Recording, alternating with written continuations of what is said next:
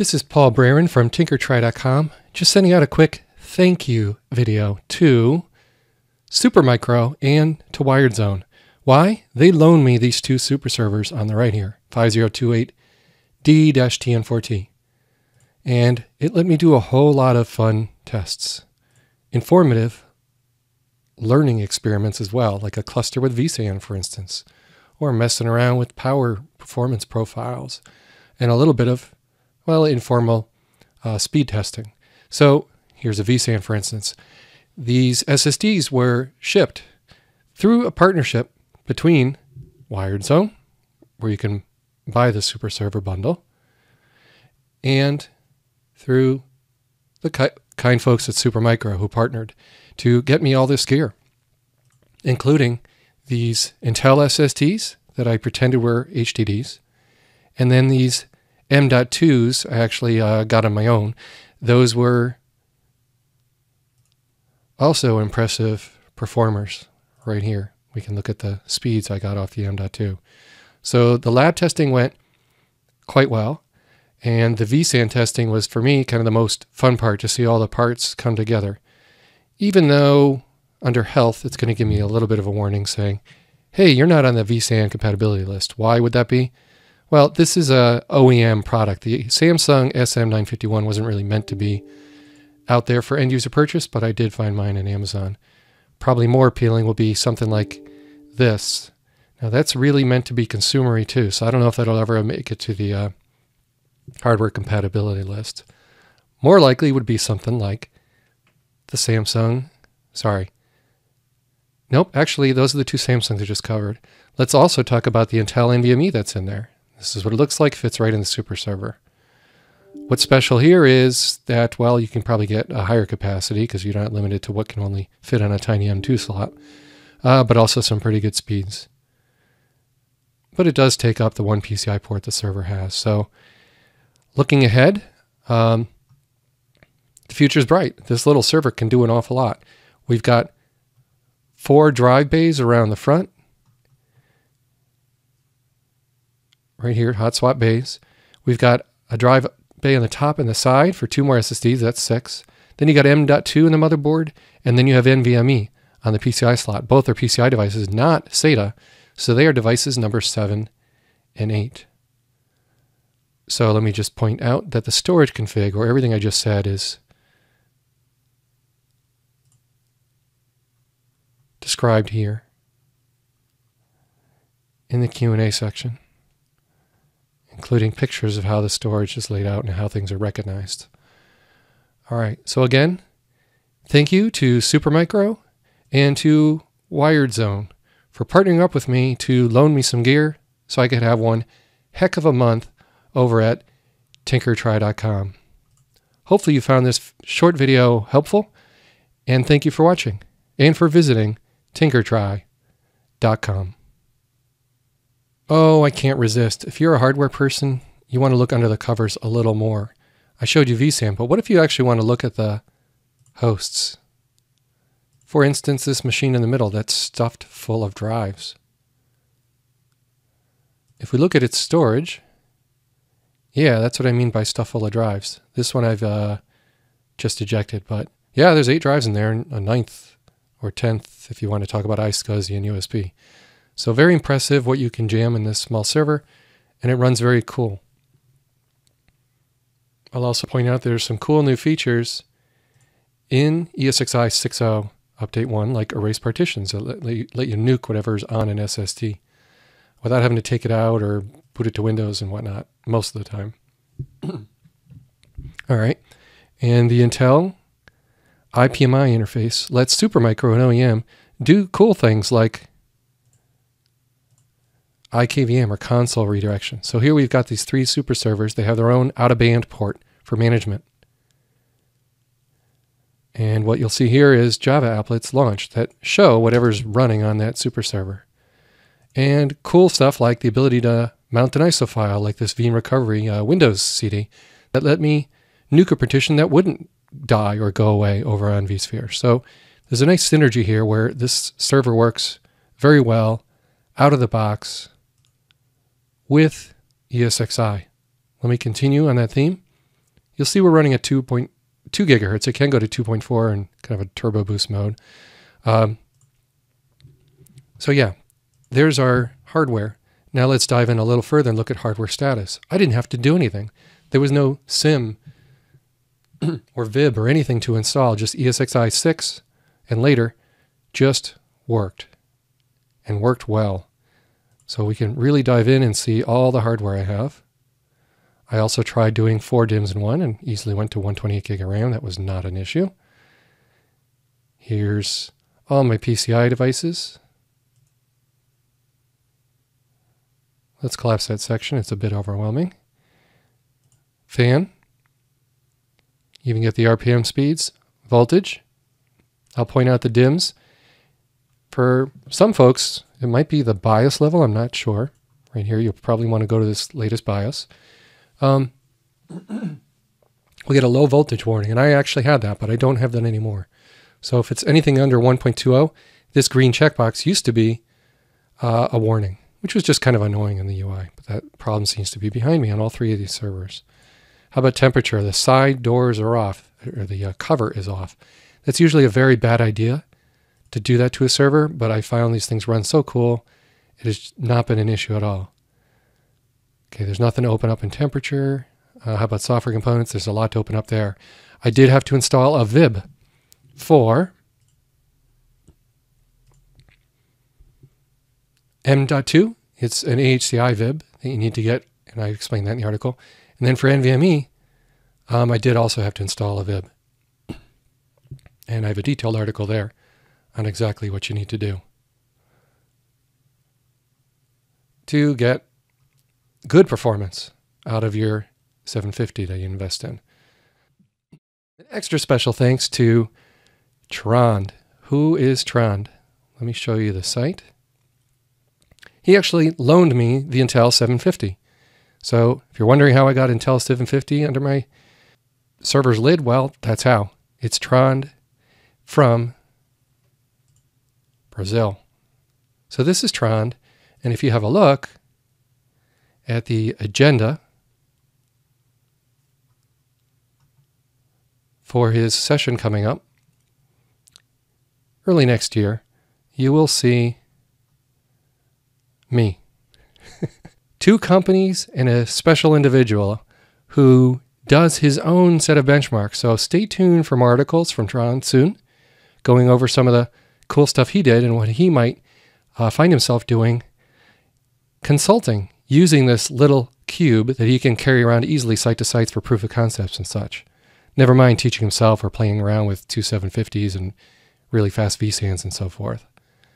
So stay tuned. I might actually have a second SuperServer 5028D on the way. So I might not have a triple node cluster to test, but I'll at least have a dual node cluster for the coming months.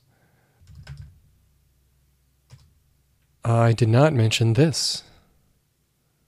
So over at this meetup, I met some site fans, which was awesome.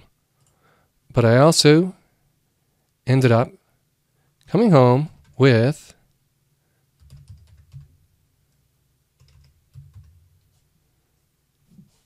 Synology. So, special thank you to Dave McCabe from homeservershow.com. If you haven't checked out his site, I've been following and listening to his podcasts for years. He's been very supportful. So thank you to David McCabe and to Supermicro for the ability to show off in a set of future articles things like iSCSI, where I use caching or even third-party products like Infinio to speed it up. This device is actually souped up a little bit by me. I went with a RAID config. Why would you do that?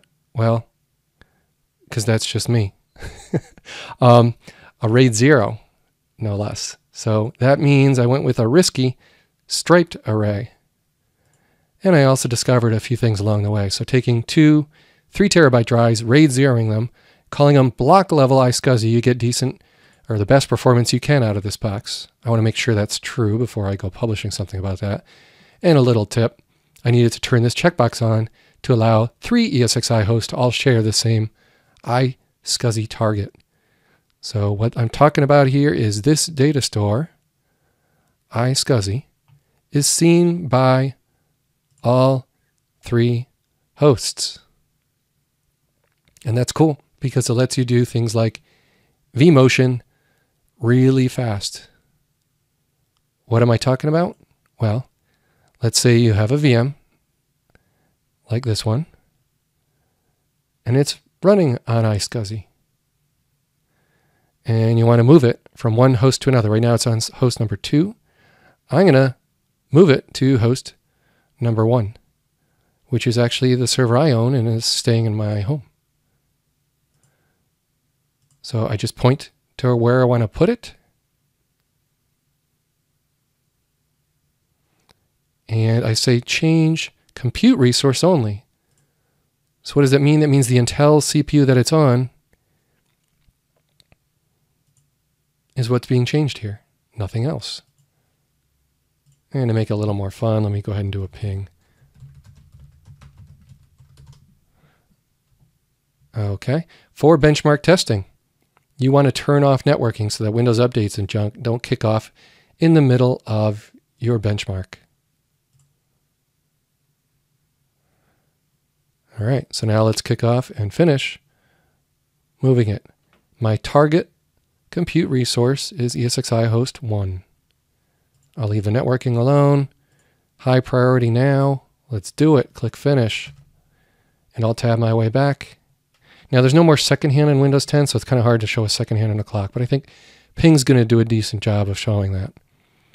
Now this VM has 2 virtual CPUs doing very little work. 2 gig of RAM, so it's pretty modest, but I've gone all the way up to 110 gig of RAM out of 128 gig on a single VM. No problem. With a 62 terabyte thinly provisioned hard drive. No problem. Really pushing the boundaries or the maximums of what ESXi can sanely do. I mean, the limits are actually much higher than those numbers. So vMotion is done. No pings stopped. The blinking cursor stayed running. So yeah, you get a very seamless and fast vMotion when you have such a nice set of servers. How about I end with one more fun vMotion, and that would be NVMe. Why is this one extra fun? Well, it's on an even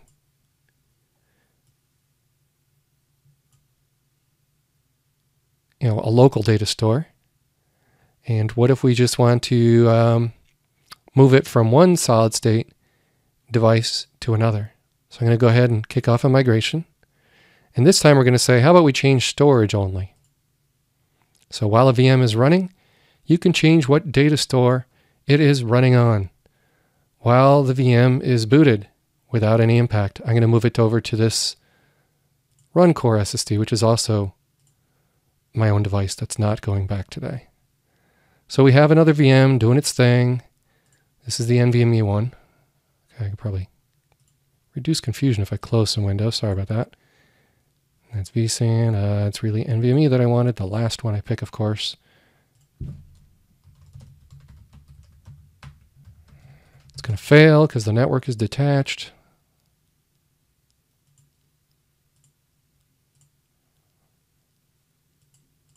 I don't know if it's going to let me do that during a vMotion. Kind of weird, actually, but let's see what happens. At the bottom, you're seeing progress, right? It says 43%. Now, mind you, this is a running VM. So it's about 15 gig of data to move. So naturally, that's going to take a little longer.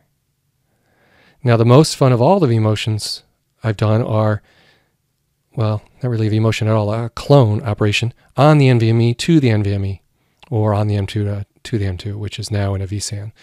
So what am I talking about? I'm talking about, what if you leave SATA behind and you go with devices that don't use SATA, like M.2 or PCIe devices like this, full size or small, basically. They both use PCI. They both eliminate latency, a lot of it. And you get some good throughput too, all right, once you install the right drivers. So here's before and after results, pretty impressive. So why don't I demonstrate what are the real world benefits to you as a home virtualization owner. Now it looks like reconfigure virtual machine actually finished while vMotion was happening. It's doing its pings, and when this gets to 100%, it's actually completely running on the new host. But I don't need to wait for it. I want to set up for deploying from a template, it's called. So if you've never run VMware before, and maybe you're familiar with Hyper-V instead, well, these things called templates are basically read-only VMs. Oop, I need to add that back in my inventory. Just a moment. Get that done. Okay, just browsing the data store. That's now almost full. Silly me.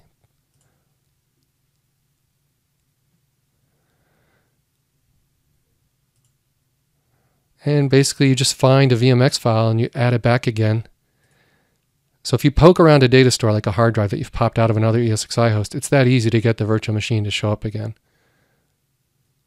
Now what have I done here? Well, I've gotten about 90% full. So I'm going to go ahead and reset that to green so it doesn't annoy us for the rest of this video. And this particular course error has been ejected. That's expected. Okay, so back on the list of stuff, you got VMs and you got templates. Now I'm going to show you how to deploy from a template. All the cloning activity is done now and vMotions are done.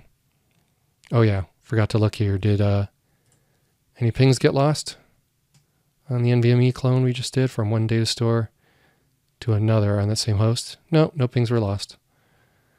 All right, so now deploy from a template from NVMe to NVMe. So new VM from this template.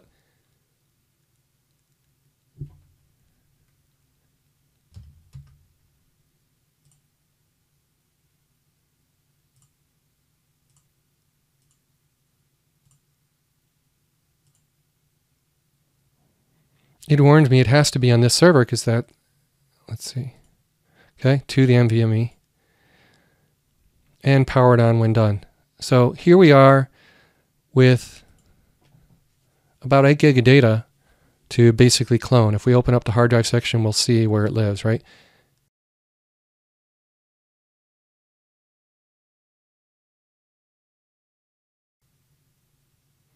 And it was that fast. Now that was deployed from an SSD to the NVMe, and it took all of, show hide columns, wait for it, execution time, 26 seconds. Not bad. Now, I want to move this. So I have to temporarily convert it to a VM so that when I right click, it'll allow me to migrate.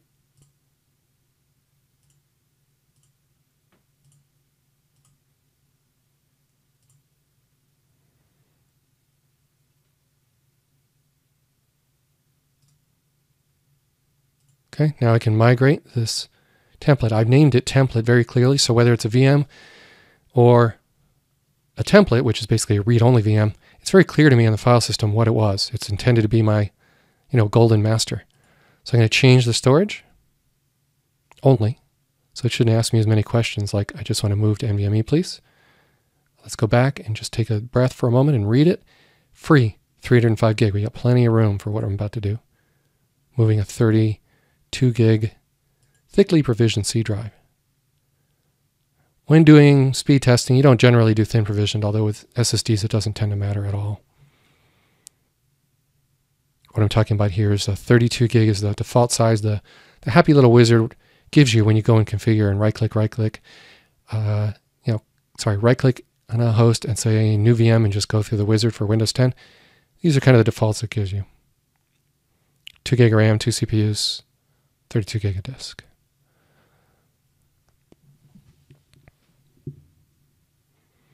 All right, so we will now have seen both directions. 25 seconds, 26 seconds, doesn't matter which way.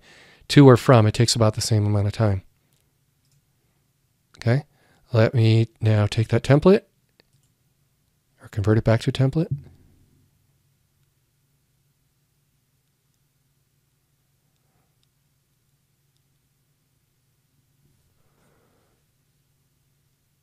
Okay. And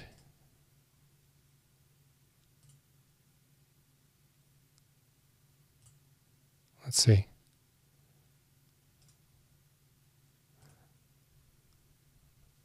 How about we quiet down all of the workload? Nah, how about we don't? I'm just going to leave those other VMs booted. They're not doing anything, so I'm just going to say new VM from this template. The other VMs are running on the same data store, but that's okay.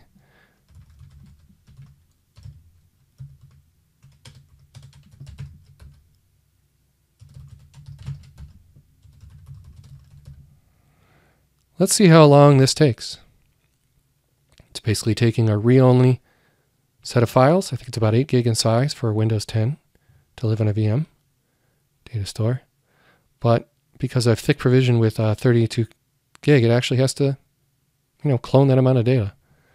But really doesn't take very long when SSDs are involved. Okay, let her rip. Let's see what we get. All inside one of my fastest 2 data stores. The other would be M.2.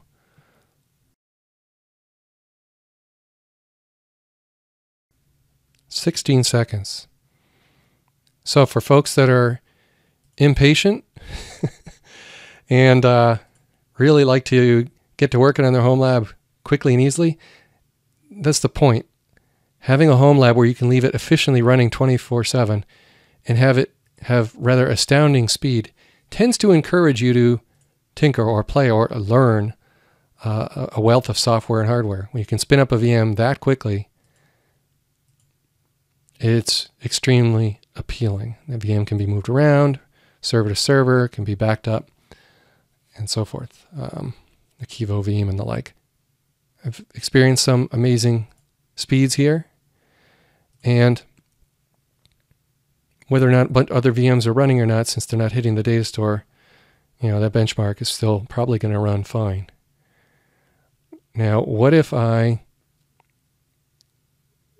just about before I'm breaking down things, what if I punish the VSAN at the same time?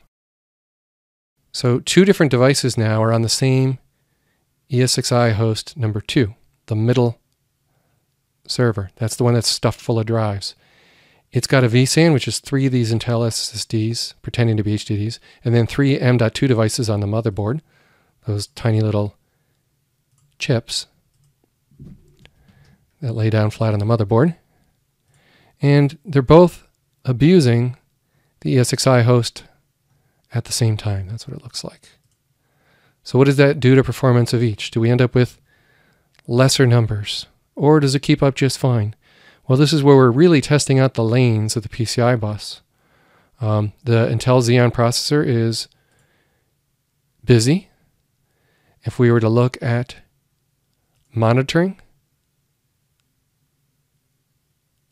performance of the VM, or one of the 2 VMs anyway,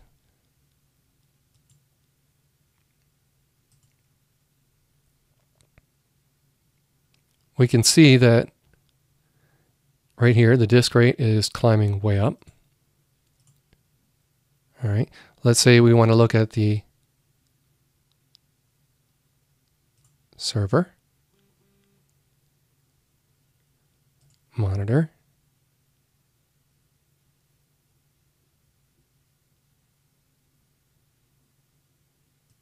performance,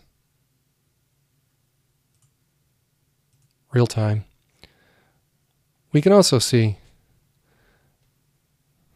that memory use went up because we booted some VMs, CPU went up, and finally disk rate climbed way high. All that's making sense. Now, as I was showing you all that, these tests are coming near the end, and what do you know, even though 2 are running at once, we're getting normal speeds. Now, the VSAN, I never had amazing results to begin with, but the point is the NVMe test looks pretty much unaffected from what I can tell here. Let me verify that.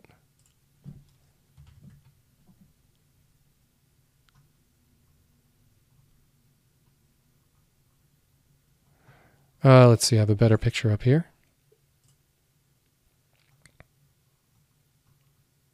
There we go. Do we see any significant difference left to right? We do with the smaller numbers, and then up here you don't even notice. But there is some impact. So we simply start that again, this time with no other test going. Let's make sure that's true.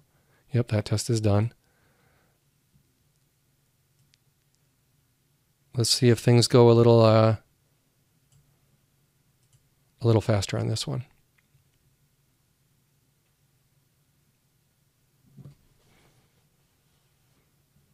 Okay, it's finishing up here. Let's get that screenshot going again. And what we're seeing is, okay, these numbers were on Windows 10 natively. Now, here we are on ESXi 6.0.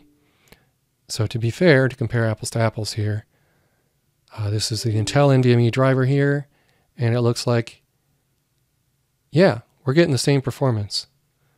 So what's the point of this, what I just did? Well, nothing changed between these two runs.